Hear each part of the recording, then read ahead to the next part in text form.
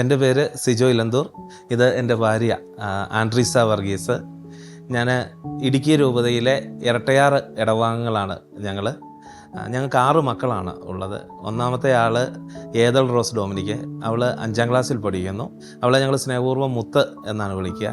രണ്ടാമത്തെ ആൾ John ball ഡോമിനിക്ക്. അവൻ 4ാം ക്ലാസ്സിലാണ് പഠിക്കുന്നത്. ജോപ്പൻ എന്നാണ് ഞങ്ങളവനെ സ്നേഹപൂർവ്വം വിളിക്കുക. മൂന്നാമത്തെ ആൾ അലോഷി ഡോമിനിക്ക്. അവന് ലല്ലു എന്ന് ഞങ്ങൾ വിളിക്കും. അവൻ 2ാം ക്ലാസ്സിലാണ് പഠിക്കുന്നത്.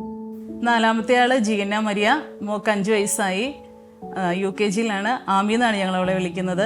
5ാമത്തെ ആള് സാറ മറിയം. മോക്ക് 3 വയസ്സായി. 6ാമത്തെ ആള് വിയാനി ഡി മരിയ. മോന് 1 വയസ്സായി. അതോടൊപ്പം തന്നെ ഞങ്ങളുടെ കൂടെ എൻ്റെ ചാച്ചനും അമ്മയുണ്ട്, വൈഫിൻ്റെ അമ്മയും ഉണ്ട്. ഞങ്ങൾ ഒന്നിച്ച് വളരെ സന്തോഷപൂർവ്വം ജീവിതം മുന്നോട്ട് പോകുന്നു. മൂത്തയാൾ ഏതൽ റോസ് ഡോമിനിക്ക്. അവൾ ഇനി 6ാം ക്ലാസ്സിലേക്ക് കടക്കുകയാണ്. അവളെ ഞങ്ങൾ മുത്തെന്നാണ് വിളിക്കുക, ഞാൻ മുമ്പേ പറഞ്ഞതുപോലെ. അവളുടെ ഒരു പ്രത്യേകത എന്ന് പറഞ്ഞു കഴിഞ്ഞാൽ അവൾ അത്യാവശ്യം എല്ലാവരെയും കാര്യങ്ങളെല്ലാം കെയർ ചെയ്യും, കാര്യങ്ങൾ നോക്കുകയൊക്കെ ചെയ്യും. വീട്ടിൽ അല്പം കൊഞ്ചക്കം കൂടി കാണിക്കും. ഇത്രയും കൂടെ നമ്മളെ ഒരു അപ്പൻ്റെ അമ്മയുടെ അടുത്തൊക്കെ വരുമ്പോഴത്തേക്കും അവൾ ഇച്ചിരി കൂടെ കൊഞ്ചക്കം കൂടുതൽ കാണിക്കുന്ന ആളാണ്. പക്ഷേ പുറത്തേക്ക് ഇറങ്ങിക്കഴിഞ്ഞാൽ വളരെ പക്വതയോടുകൂടി ആളുകളോട് നല്ല ഇടപെടേണ്ട രീതി മനസ്സിലാക്കി ഇടപെടുകയും പുറത്തേക്ക് അവൻ്റെ അനിയന്മാരെയും അനിയത്തിമാരെയും ഒക്കെ ആയിട്ട് പോകുമ്പോൾ അവരെ ഏറ്റവും കൂടുതൽ ശ്രദ്ധിക്കുകയും കെയർ ചെയ്യുകയും അവരെ കൊണ്ടു നടക്കുകയും ചെയ്യുന്നത് അവളാണ്. മോള് അവൾക്ക് ചില സമയത്ത് ചില മൂഡ് അനുസരിച്ചാണ് പെരുമാറാറ്. ചില ദിവസങ്ങളിലൊക്കെ ഞാൻ അടുക്കളയിൽ എന്തെങ്കിലുമൊക്കെ ജോലിയൊക്കെ ചെയ്യുന്ന സമയത്താണ് കുഞ്ഞൊക്കെ എഴുന്നേറ്റാൽ അവൾ നല്ല മൂഡിലൊക്കെയാണ് ഓടി വന്ന് കുഞ്ഞിനെയൊക്കെ എടുത്ത് ഒക്കെ സഹായിക്കാനൊക്കെ കൂടാറുണ്ട്. രണ്ടാമത്തെ ആൾ ജോൺ ബോൾ ഡോമിനിക്ക്. ജോപ്പൻ എന്നാണ് ഞങ്ങൾ വിളിക്കുക. അവന് എനിക്ക് തോന്നുന്നു അവൻ്റെ അനിയത്തിമാരെയും അനിയന്മാരെയൊക്കെ ഏറ്റവും കൂടുതൽ എടുത്തുകൊണ്ട് നടന്നിട്ടുള്ളത് ആരാണെന്ന് ചോദിച്ചാൽ ഞാൻ ഇപ്പോഴും അവനെക്കുറിച്ച് ചിന്തിക്കും, അങ്ങനെ ഓർക്കും. അവൻ വലുതായി കഴിയുമ്പോഴും എല്ലാം എനിക്ക് അവനെക്കുറിച്ച് പറയാനുള്ള ഒരു പ്രധാനപ്പെട്ട കാര്യം എന്ന് പറഞ്ഞാൽ ഇവരെല്ലാം ഏറ്റവും കൂടുതൽ എടുത്തുകൊണ്ട് നടന്നിട്ടുള്ള ഒരാൾ എന്ന് പറയുന്നത് അവൻ 4ൽ നിന്ന് 5ാം ക്ലാസ്സിലോട്ടാകുന്നതേ ഉള്ളൂ. പക്ഷേ ഈ ജോപ്പനാണ്. പ്രത്യേകിച്ച് കുഞ്ഞിനെ, ഏറ്റവും വിയാനിനെ, അവനൊന്ന് കരയുമ്പോൾ അവൻ തൊട്ടിലൊന്ന് കിടക്കുമ്പോൾ എല്ലാം എടുത്തുകൊണ്ട് നടക്കുകയും അവനെ കളിപ്പിക്കുകയും അവനെ ശ്രദ്ധിക്കുകയും. അപ്പം അനിയന്മാരുടെ കാര്യത്തിൽ അനിയത്തിമാരുടെ കാര്യത്തിൽ വളരെ കരുതലോടുകൂടി അവരെ ആശ്വസിപ്പിച്ച് അവരുടെ ഒപ്പം നടക്കാൻ, അവരോട് സ്നേഹത്തോടു കൂടി പെരുമാറാനൊക്കെ അവൻ്റെ എല്ലാ ഇഷ്ടങ്ങളും അവൻ മാറ്റിവെക്കുന്നത് നമ്മൾ ശ്രദ്ധിക്കാറുണ്ട്. അവൻ എന്തെങ്കിലുമൊക്കെ കളികളിലോ മറ്റു കാര്യങ്ങളിലൊക്കെ ഏർപ്പെട്ടുകൊണ്ടിരിക്കുമ്പോഴാണെങ്കിലും അവനെ ഒന്ന് നോക്കിക്കേ, കുഞ്ഞിനെ ഒന്ന് നോക്കിക്കേ എന്ന് പറയുമ്പോൾ ഓടിപ്പോയി നോക്കുകയും ആട്ടി ഉറക്കുകയൊക്കെ ചെയ്യുന്ന അത്ര ഒരു കെയറിങ് അവൻ കൂടുതലായിട്ട് കാണിക്കാറുണ്ട്. അവന് വണ്ടികളോട് ഭയങ്കര ക്രേസാണ്. മൂന്നാമത്തെ ആൾ അലോഷി ഡോമിനിക്ക്. ഞങ്ങൾ ലല്ലുക്കുട്ടാന്ന് വിളിക്കും.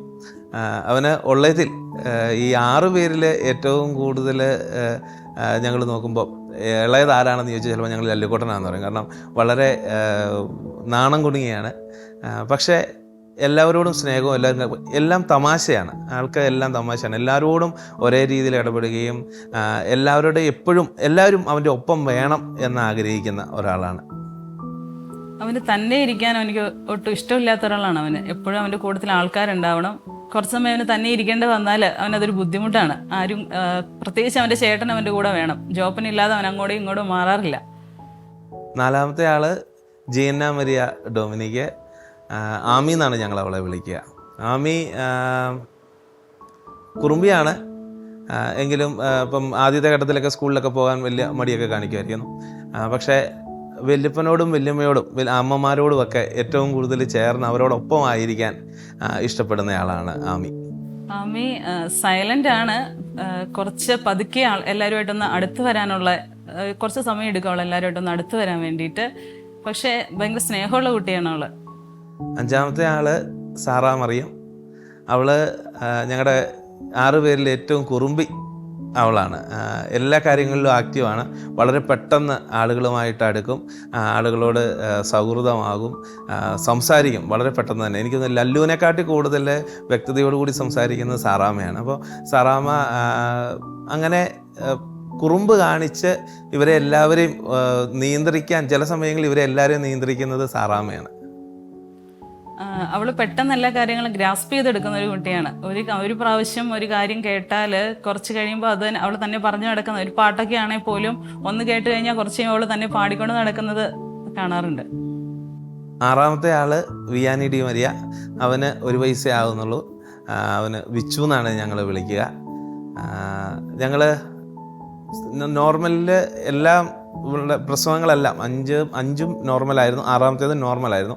പക്ഷേ അവസാന സമയങ്ങളിൽ അല്പം ബുദ്ധിമുട്ട്, ഇവനുണ്ടായ സമയത്ത് അല്പം ബുദ്ധിമുട്ടും കാര്യങ്ങളൊക്കെ, ഒരുപാട് പ്രാർത്ഥന കിട്ടിയ ഒരു കുഞ്ഞാണ്. ഒരു വയസ്സേ ആകുന്നുള്ളെങ്കിലും ഉണ്ടായ സമയങ്ങളിൽ അതിനുശേഷം കുറേ നാളുകളിൽ ഒരുപാട് പ്രാർത്ഥന, ഒരുപാട് പേരുടെ പ്രാർത്ഥന കിട്ടിയ ഒരു കുഞ്ഞാണ് വിച്ചുകുട്ടന്, വിയാനി. എൻ്റെ ആള് കുറച്ച് സൈലൻ്റ് ആണ്. പിന്നെ തന്നെ ഇരിക്കുമ്പോഴൊക്കെ അവന് ഇച്ചിരി വഴക്കുണ്ട്. ചേച്ചിമാരും ചേട്ടന്മാരും ഒക്കെ എപ്പോഴും കൂടുതലാണെങ്കിൽ അവന് ഭയങ്കര സന്തോഷമാണ്, നല്ല ആക്റ്റീവാണ് ആളന്നേരം. ഞാൻ KCYM-ൻ്റെ പ്രവർത്തനത്തിലൂടെ വളർന്നു വന്ന ഒരാളാണ്. അതിൽ ഇടുക്കി രൂപതയിലെ KCYM-ൻ്റെ രൂപത പ്രസിഡൻ്റായിട്ട് 2 വർഷം ഉണ്ടായിരുന്നു. ആ കാലയളവിൽ ഇടുക്കി രൂപതയുടെ മെത്രാൻ മാർ മാത്യു ആനിക്കൊഴിക്കാട്ടിൽ പിതാവായിരുന്നു. അപ്പം ഞങ്ങളുടെ എല്ലാ സമ്മേളനങ്ങളിലും യൂത്തുമായി ബന്ധപ്പെട്ട് നടക്കുന്ന എല്ലാ പ്രോഗ്രാമുകളിലും അഭിമന്യ പിതാവ് പങ്കെടുക്കുമ്പോഴെല്ലാം ഏറ്റവും അധികമായിട്ട് പറഞ്ഞിരുന്ന ഒരു കാര്യമെന്ന് പറയുന്നത് കൂടുതൽ മക്കൾ സ്വീകരിക്കാൻ യുവജനങ്ങൾ തയ്യാറാകണം, കൂടുതൽ മക്കളുള്ള കുടുംബങ്ങളുണ്ടാകണം. അതായിരുന്നു പിതാവിൻ്റെ എല്ലാ പ്രസംഗങ്ങളിലും ഏറ്റവും പ്രധാനപ്പെട്ട കാര്യം എന്ന് പറഞ്ഞു. അപ്പോൾ അത് നിരന്തരമായിട്ട് പിതാവിനോടൊപ്പം ആ യുദ്ധത്തിൻ്റെ കാലഘട്ടത്തിൽ സഞ്ചരിക്കുമ്പോൾ അത് ഇങ്ങനെ പിതാവ് നിരന്തരമായി പറയുമ്പോൾ അതിലെന്തോ ഉണ്ടല്ലോ എന്നുള്ളൊരു ചിന്തയുണ്ടായി. പിന്നീട് അതിനെക്കുറിച്ച് നമ്മുടെ മനസ്സിലൊരു ധ്യാനം സ്വാഭാവികമായിട്ടും നടന്നിട്ടുണ്ട്. അതിൻ്റെ ഫലമായിട്ടാണ് വിവാഹം കഴിക്കുമ്പോൾ തീർച്ചയായും കൂടുതൽ മക്കളുണ്ടാവണം എന്നുള്ളൊരാഗ്രഹം മനസ്സിലേക്ക് വന്നത്. ഞാൻ നേഴ്സായിട്ടാണ് വർക്ക് ചെയ്തുകൊണ്ടിരുന്നത്. ആ സമയത്ത് ഒരുപാട് അബോർഷൻ കേസുകൾ കാണാനിടയായിട്ടുണ്ട്. അപ്പോൾ കൂടുതലുള്ള കുറേ സ്റ്റാഫുകൾക്ക് മക്കളില്ലാതെ വിഷമിക്കുന്നവരുണ്ടായിരുന്നു. അപ്പോൾ ആ അബോർഷൻ കേസുകൾ നടക്കുന്ന സമയത്ത് അവർക്ക് ഒരുപാട് വിഷമിക്കുന്നത് കണ്ടിട്ടുണ്ട്. അപ്പോൾ എനിക്ക് വിവാഹ ജീവിതം കഴിഞ്ഞാൽ എനിക്ക് കൂടുതൽ മക്കൾ വേണം, ഇങ്ങനെ അബോർഷൻ കേസുകളൊന്നും ഉണ്ടാവാതിരിക്കണം, നല്ല കൂടുതൽ മക്കളെ സ്വീകരിക്കണം എന്നൊരാഗ്രഹം ആ സമയത്ത് ഉണ്ടായിരുന്നു. അപ്പം വിവാഹത്തിന് ശേഷം ജീവിത പങ്കാളിക്കും അങ്ങനെ ഒരു ആഗ്രഹം ഉണ്ടെന്ന് അറിഞ്ഞപ്പോൾ അതിനോട് ഒത്തിരി സന്തോഷമായിരുന്നു.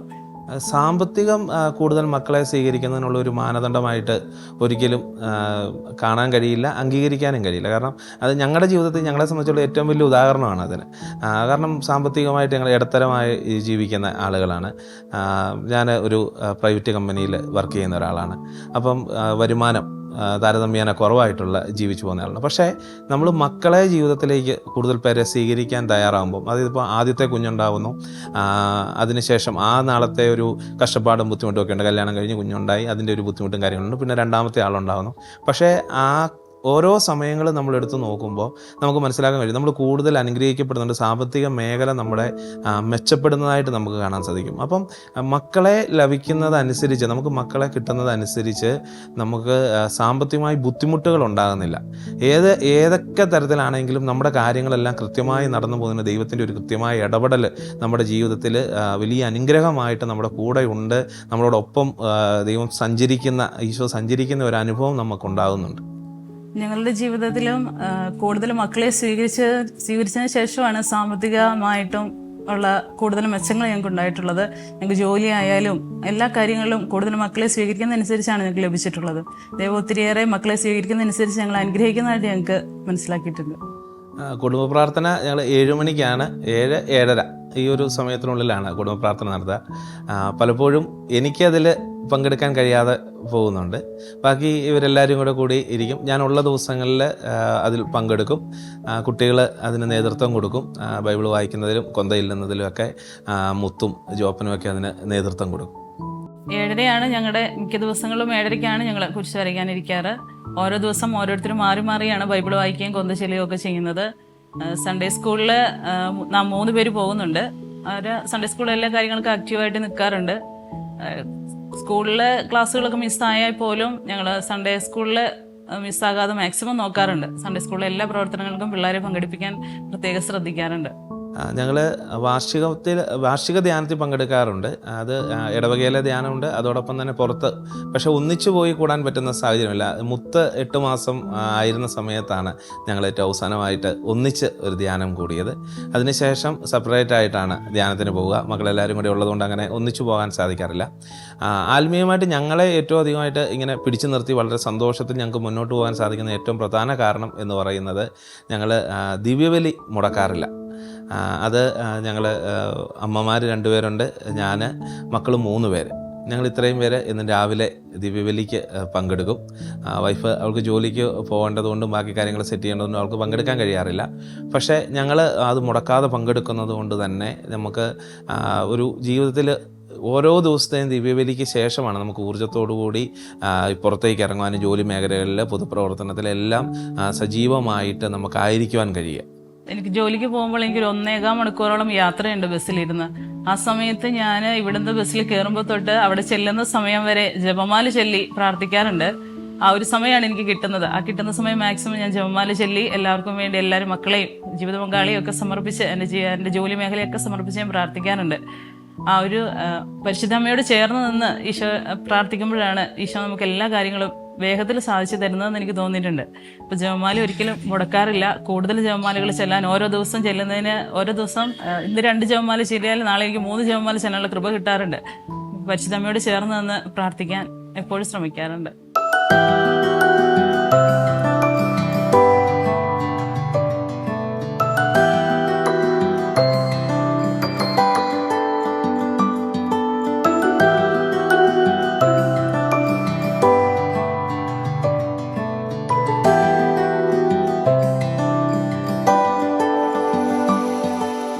അറേഞ്ച്ഡ് മാരേജ് ആയിരുന്നു. ആകെ മൊത്തം 6 പേരെയാണ് പെണ്ണുണ്ട്. 6ാമത്തെ ആളാണ് ആൻഡ്രീസ, നീതു എന്ന് വിളിക്കും. പെണ്ണ് കാണാൻ വരുമ്പോൾ ഒരു മജന്ത കളർ ഷർട്ടും മുണ്ടുമായിരുന്നു. അത് KCYM-ന്റെ എന്തോ ഒരു പ്രോഗ്രാം കഴിഞ്ഞിട്ടാണ് വീട്ടിൽ വരുന്നത്.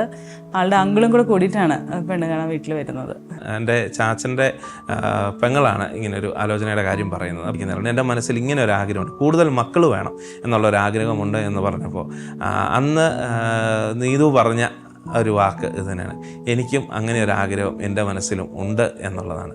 പെണ്ണ് കാണൽ ചടങ്ങിനേക്കാളപ്പുറം ഈ ഒരു ചോദ്യോത്തരം വന്ന ഒരു സമയമാണ്. 2 പേർക്കും ഒരേ ആഗ്രഹങ്ങളാണ് എന്നുള്ളൊരു ഒരു നിമിഷമാണ് ഞങ്ങളെ സംബന്ധിച്ച് ഏറ്റവും പ്രധാനപ്പെട്ടത്. ആൾ നല്ല സ്നേഹമുള്ള ഒരാളാണ്, എല്ലാവരോടും നല്ല കെയറിങ് ആണ്. എന്ത് പ്രതിസന്ധി ഘട്ടങ്ങളുണ്ടായാലും ക്ഷമയോടുകൂടി അതിനെ കൈകാര്യം ചെയ്യാനുള്ള ഒരു ഇത്. ഇപ്പോൾ എന്തെങ്കിലും ഒരു കാര്യം പറഞ്ഞാൽ അത് ചെയ്തു തരാൻ പറ്റുന്ന കാര്യങ്ങളാണെങ്കിൽ അത് ചെയ്തു തരാറുണ്ട്. എന്നെ ഫ്രീ ആക്കി വിടാൻ വേണ്ടിയിട്ട് അവൾ പരമാവധി ശ്രമിക്കാറുണ്ട്. അതൊരു വലിയൊരു ഗുണമാണ്. എൻ്റെ ഹസ്ബൻഡിൻ്റെ പ്രവർത്തനങ്ങളൊക്കെ എനിക്ക് ഭയങ്കര അഭിമാനം തോന്നാറുണ്ട്.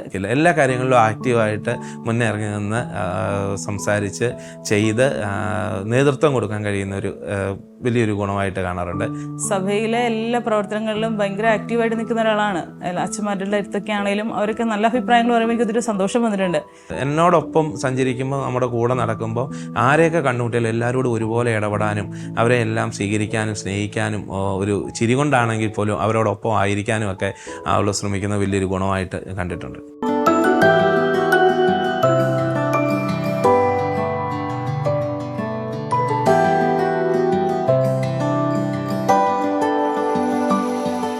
അങ്ങനെ ഞങ്ങൾ ഈ അവധി കാലഘട്ടങ്ങളിൽ ഒന്നിച്ച് യാത്രകൾ പോകാറുണ്ട്.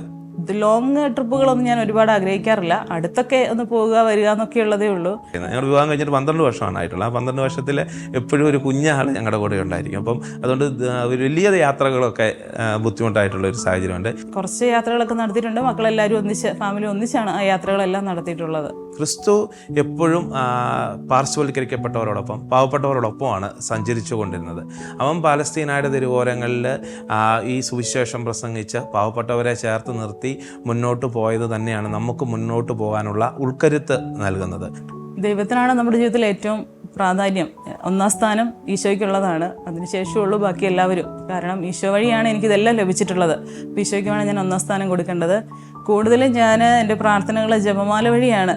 ജപമാലയാണ് ഞാൻ കൂടുതൽ ചെല്ലാറ്. പരിശുദ്ധമ്മ വഴി ഈശോയിലേക്ക് എൻ്റെ പ്രാർത്ഥനകളും ഒക്കെ എത്തിക്കാറാണ്.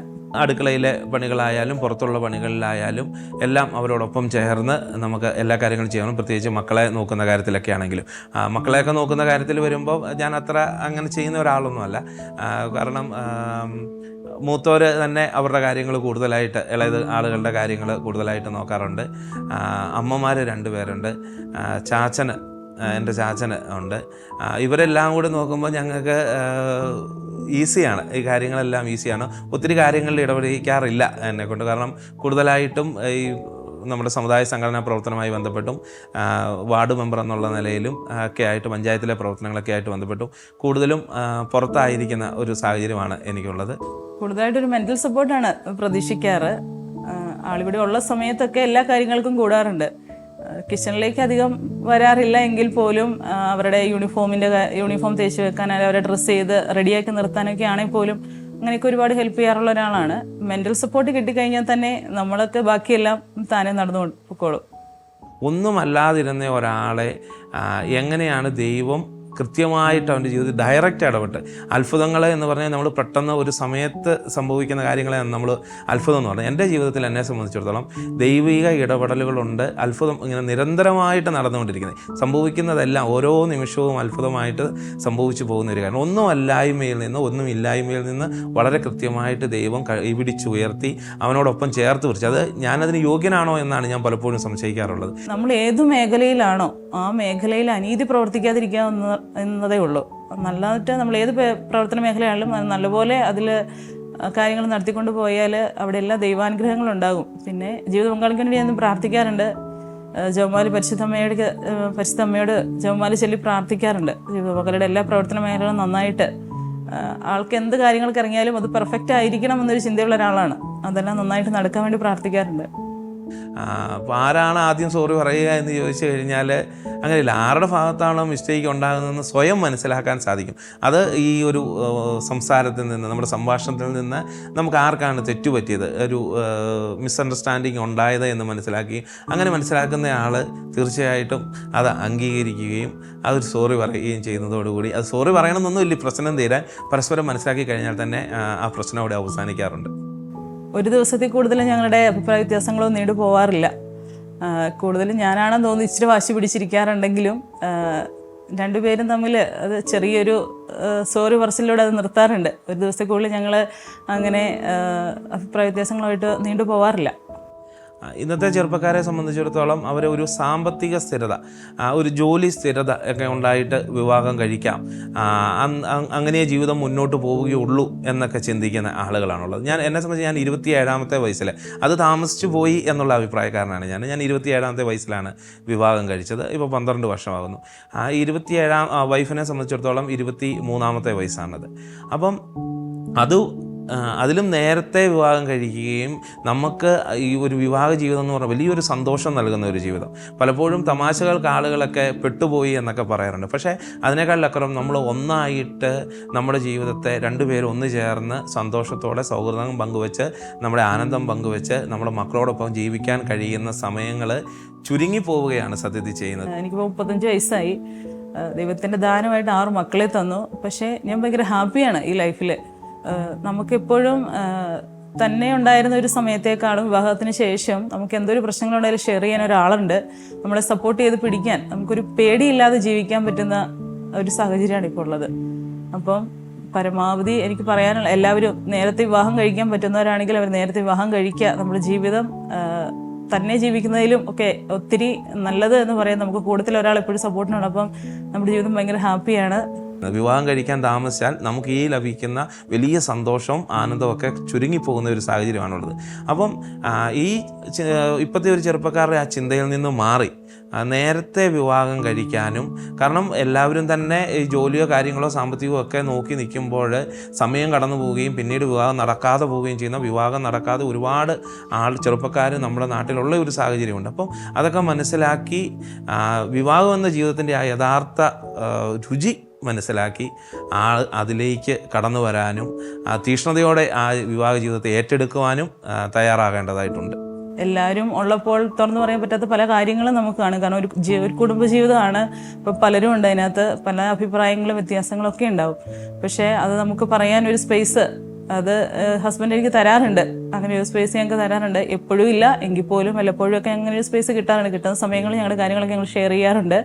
ഭാര്യ ഭർത്താവ് അവരുടേതായ ഒരു സമയങ്ങൾ, നിമിഷങ്ങൾ എന്ന് പറയുന്നത് ഏറ്റവും അത്യന്താപേക്ഷിതമായിട്ടുള്ള കാര്യമാണ്. കാരണം അവർ ഒന്നിച്ച് മുന്നോട്ട് പോകേണ്ട ആളുകളാണ്. എന്ത് കുറ്റങ്ങളുണ്ടെങ്കിലും കുറവുകളുണ്ടെങ്കിലും അത് പറഞ്ഞ് പരിഹരിച്ച് ജീവിതത്തിലുണ്ടാകുന്ന പ്രശ്നങ്ങൾ, വെല്ലുവിളികൾ, മുന്നോട്ട് ജീവിതം പോകുമ്പോഴുണ്ടാകുന്ന ബുദ്ധിമുട്ടുകൾ ഇതെല്ലാം പരസ്പരം ഷെയർ ചെയ്ത് ഈ പ്രശ്നങ്ങളെയെല്ലാം ലഘൂകരിക്കാൻ, അതിൻ്റെ പ്രതിസന്ധികളുണ്ടാകുമ്പോൾ അതിലെ സാധ്യതകളെ കണ്ടുപിടിക്കാനൊക്കെ ഈ ഷെയറിംഗ് ആണ് വലിയ കാരണമാകുന്നത്. എനിക്ക് തോന്നുന്നത് വിവാഹിതയായ ഒരു സ്ത്രീയുടെ സൗന്ദര്യം എന്ന് പറയുന്നത് അവളുടെ മാതൃത്വമാണ്. സൗന്ദര്യത്തിന് വേണ്ടിയിട്ട് ഞാൻ അധികം സൗന്ദര്യത്തെ പറ്റി ബോധേഡാവുന്ന ഒരാളല്ല. അതൊക്കെ നമുക്ക് തന്നെ കിട്ടുന്ന ഒന്നാണ്. അതിന് അതിനെപ്പറ്റി ഞാൻ കൂടുതൽ ചിന്തിക്കാറില്ല. ദശാംശം കൊടുക്കാറുണ്ട്.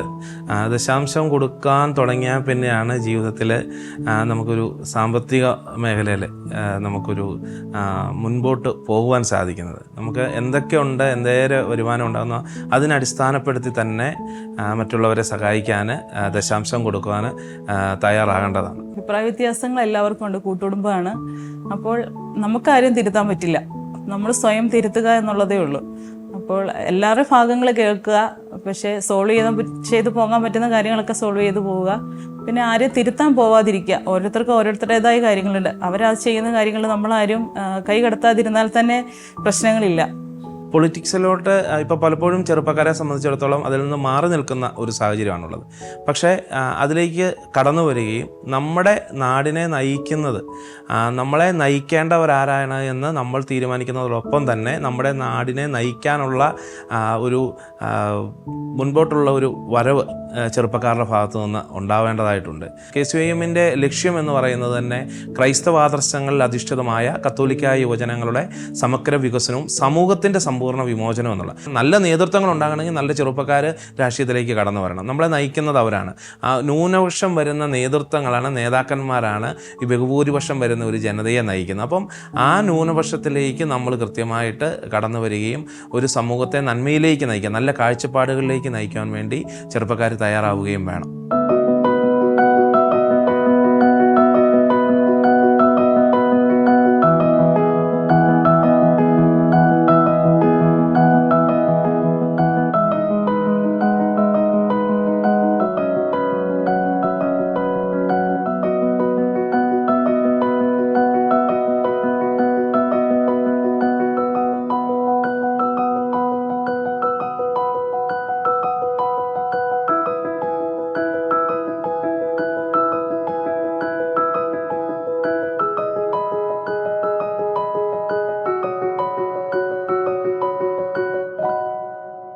ഞങ്ങൾ അത്യാവശ്യം നന്നായിട്ട് സോഷ്യൽ മീഡിയ ഉപയോഗിക്കാറുണ്ട്.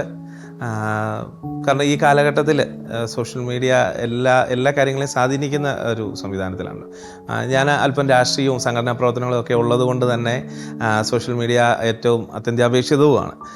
ഈ കാലഘട്ടത്തിൽ നമ്മുടെ പ്രവർത്തനങ്ങൾ, കാര്യങ്ങൾ നമുക്കറിയുന്നതിനും അതുപോലെ തന്നെ നമ്മളുടെ പ്രവർത്തനങ്ങളെക്കുറിച്ച് ഇച്ചിരി കൂടി വ്യക്തമാക്കുന്നതിനും വ്യക്തത ലഭിക്കുന്നതിനും എല്ലാം സോഷ്യൽ മീഡിയ, അത്തരത്തിൽ സോഷ്യൽ മീഡിയ നന്നായിട്ട് ഉപയോഗിക്കാൻ ശ്രമിക്കാറുണ്ട്. മക്കൾക്ക് അങ്ങനെ നിയന്ത്രണങ്ങളൊന്നും അധികം വെച്ചിട്ടില്ല. അവർക്ക് പഠിക്കാനുള്ള കാര്യങ്ങൾക്കൊക്കെ ഞങ്ങൾ ഫോൺ കൊടുക്കാറുണ്ട്. കുറച്ച് സമയമൊക്കെ ഉള്ള റീൽസുകളൊക്കെ എല്ലാവരും കൂടെ ഒന്നിച്ചിരുന്നേ കാണാറുള്ളൂ. ഒരാൾക്ക് തന്നെയായിട്ട് ഫോൺ കൊടുക്കാറില്ല. ഞങ്ങൾ കപ്പിൾസ് എന്നുള്ള നിലയിൽ ഞങ്ങളും ഒന്നിച്ച് തന്നെ ഈ കാര്യങ്ങൾ, സോഷ്യൽ മീഡിയയുമായി ബന്ധപ്പെട്ട കാര്യങ്ങൾ ഷെയർ ചെയ്യുകയും അതിനെക്കുറിച്ച് സംസാരിക്കുകയും അതിലൂടെ നമുക്ക് ലഭിക്കുന്ന അറിവുകൾ പരസ്പരം ഷെയർ ചെയ്യുകയും, പ്രത്യേകിച്ച് ഈ പ്രോ ലൈഫും ഒക്കെ ആയിട്ട് ബന്ധപ്പെട്ട കാര്യങ്ങളെക്കുറിച്ച് കൂടുതൽ അതിൽ നിന്ന് ലഭിക്കുന്ന കാര്യങ്ങളുണ്ട്, വീഡിയോസുണ്ട്, സന്ദേശങ്ങളെല്ലാം കൂടുതൽ മനസ്സിലാക്കാനൊക്കെ ശ്രമിക്കാറുണ്ട്, അത് ഷെയർ ചെയ്യാറുണ്ട്. ഇത് വലിയൊരു ദൈവാനുഗ്രഹമായിട്ട് ഞങ്ങൾ മനസ്സിലാക്കുമ്പോഴും പുറത്തേക്ക് മക്കളുമായിട്ട് ഒന്നിച്ച് യാത്ര ചെയ്യുമ്പോൾ, വിവാഹങ്ങളിൽ പങ്കെടുക്കുമ്പോൾ, മറ്റു ഫംഗ്ഷനുകളിലൊക്കെ പങ്കെടുക്കുമ്പോൾ ആളുകൾക്ക് ഞങ്ങളിങ്ങനെ ഒന്നിച്ച് വരുമ്പോൾ അതൊരു സന്തോഷം നൽകുന്ന ഒരു കാര്യമായിട്ട് നമുക്കെപ്പോഴും അനുഭവപ്പെടാറുണ്ട്. അല്ലെങ്കിൽ ഒരുപാട് ആളുകൾ വന്നിട്ട് നമ്മളോട് ഇങ്ങനെ പറയാറുണ്ട്, ഇത് വലിയൊരു ദൈവാനുഗ്രഹമാണ്, നിങ്ങൾക്ക് കൂടുതൽ അനുഗ്രഹം ഉണ്ടാവും എന്ന് പറഞ്ഞ ആളുകൾ വളരെ സന്തോഷത്തോടു കൂടി പറയുന്നത്. അത് ഞങ്ങൾക്ക് വലിയൊരു ആനന്ദം സൃഷ്ടിക്കാറുണ്ട്. പിന്നെ ഈ കൂടുതൽ മക്കൾ ഉള്ളതുകൊണ്ട് ഞങ്ങൾ മനസ്സിലാക്കുന്നുണ്ട്, നമ്മൾ സഭയോട് ചേർന്നാണ് ഞങ്ങളുടെ ജീവിതം കൊണ്ടുപോകുന്നത്. അത് കുഞ്ഞുങ്ങൾ ഇടവകയോട് ചേർന്ന്, ഇടവകയിലെ വിവിധ സംഘടനകളോട് ചേർന്ന് ഞങ്ങളെല്ലാവരും അവരവർക്ക് പറ്റുന്ന അവരവരുടെ മേഖലകളിലുള്ള എല്ലാ സംഘടനകളും ഒക്കെ ആയിട്ട് ബന്ധപ്പെട്ടായിരുന്നു.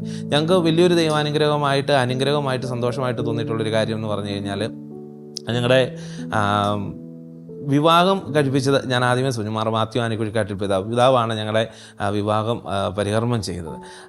അതിനുശേഷം ഉള്ള ഓരോരുത്തരുടെയും മാമോദിസ എല്ലാം നോക്കിക്കഴിഞ്ഞാൽ എല്ലാം വലിയ ദൈവാനുഗ്രഹത്തിൻ്റെ ഒരു അത്ഭുതങ്ങൾ നടക്കുന്നത് പോലെ തന്നെ ഞങ്ങൾക്ക് അനുഭവിച്ചിട്ടുണ്ട്. അത് നേരിട്ട് അനുഭവിച്ച് മനസ്സിലാക്കാൻ ഞങ്ങൾക്ക് പറ്റിയിട്ടുണ്ട്. മാർ ജോർജ് ആലഞ്ചേരി പിതാവ് ഒരാളെ മാമോദിസ മുഖി, നമ്മുടെ ഇടുക്കി രൂപതയുടെ മെത്രാൻ ജോൺ നെല്ലിക്കുന്നേൽ പിതാവ് രണ്ടുപേരെ പിതാവാണ് മമ്മൂസ് നോക്കി. അപ്പം സഭയോട് ചേർന്നൊരു ജീവിതം പോകുമ്പം ഈ സഭയുടെ ഉന്നത അധികാരികൾ ഒക്കെ അവർ നമ്മുടെ അടുത്തേക്ക് വരുന്ന നമുക്ക് കൂതാശകൾ അവർ വഴിയൊക്കെ ലഭിക്കുക എന്നൊക്കെ പറയുന്നത് വലിയൊരു ദൈവാനുഗ്രഹമാണ്. കൂടുതൽ സന്തോഷത്തിലായിരിക്കുക നമ്മളത് സഹായിക്കുന്നൊക്കെയുണ്ട്. പുതിയ ദമ്പതികളെ സംബന്ധിച്ചിടത്തോളം ഇപ്പം പലപ്പോഴും സാമ്പത്തികത്തിൻ്റെ പേരിൽ, സമയത്തിൻ്റെ പേരിൽ, ജോലിയുടെ പേരിലൊക്കെ കുഞ്ഞുങ്ങളെ സ്വീകരിക്കാൻ തയ്യാറാകാതെ നിൽക്കുമ്പോൾ ഞങ്ങളെപ്പോലെ ഇടത്തരക്കാരായിട്ടുള്ള വലിയ ജോലിയുണ്ട്, അതോടൊപ്പം തന്നെ അങ്ങനെ വലിയൊരു സാമ്പത്തിക ഭദ്രത ഒന്നും നമുക്ക് അവകാശപ്പെടാനില്ലാത്ത ആളുകളെ പോലെ ഒരുപാട് പേര്, ഞങ്ങൾ മാത്രമല്ല, അങ്ങനെ ഒരുപാട് പേര് കൂടുതൽ മക്കളെ സ്വീകരിക്കുകയും അതിലൂടെ വലിയ അനുഗ്രഹങ്ങളും സുവിശേഷം പ്രഘോഷണമായിട്ട് മാറുകയും ഒക്കെ ചെയ്യുമ്പോൾ അതിലേക്ക് കടന്നു വരുന്നതിലുള്ള ആനന്ദം എന്താണ് എന്ന്, സന്തോഷം എന്താണ് എന്ന് മനസ്സിലാക്കി ഒരുപാട് പേര് ഇനി അതിലേക്ക് കടന്നു വരും എന്ന് തന്നെയാണ് ഞങ്ങൾ വിശ്വസിക്കുന്നത്. അങ്ങനെ വരണമെന്ന് ഞങ്ങൾ കണ്ടുമുട്ടുന്നിടത്തെല്ലാം പറയാറുണ്ട്. ഇപ്പോഴത്തെ കാലത്തെ പെൺകുട്ടികൾക്ക് എനിക്ക് തോന്നുന്നു കൂടുതലായിട്ട് അവർക്ക് സൗന്ദര്യം ഒരു പ്രശ്നമായിട്ട് അവർ കാണുന്നുണ്ടെന്ന് തോന്നുന്നു. കുഞ്ഞുങ്ങളുണ്ടായി കഴിഞ്ഞാൽ അവരുടെ സൗന്ദര്യം പോകും, അവർ വണ്ണം വെക്കും എന്നൊക്കെയുള്ള പ്രശ്നങ്ങളുണ്ടെന്ന് തോന്നുന്നു. പക്ഷേ എന്നെ സംബന്ധിച്ച് എനിക്ക് തോന്നുന്നു അങ്ങനെ ഒരു പ്രശ്നത്തിൻ്റെ ആവശ്യമില്ല എന്നാണ് എനിക്ക് തോന്നുന്നത്. നമ്മൾ അതിനെപ്പറ്റി കൂടുതൽ ബോധപ്പെടേണ്ട കാര്യമില്ല. ഈശോ തരുന്നത് വലിയൊരു സമ്മാനമാണ്, ദൈവത്തിൻ്റെ ദാനമാണ് മക്കള്. അപ്പോൾ ആ മക്കളെ സ്വീകരിക്കുമ്പോൾ അതൊരു വലിയ സൗന്ദര്യം തന്നെയാണ്.